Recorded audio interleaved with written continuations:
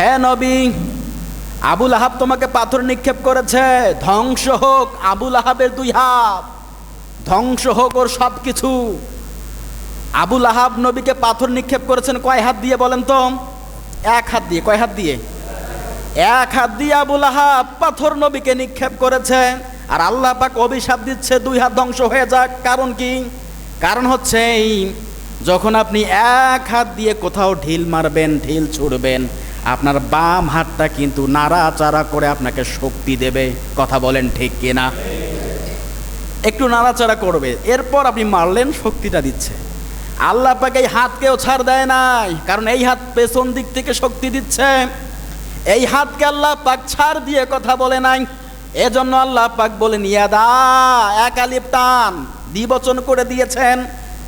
1 হাত না, ধ্বংস হোক আবুল আহাবের 2 হস্তদ্বয়।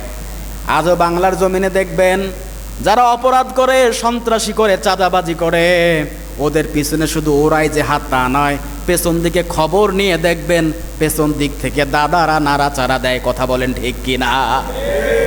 আপনি বুঝে ফেলছেন? যারা বোঝার অলরেডি বুঝে গেছেন।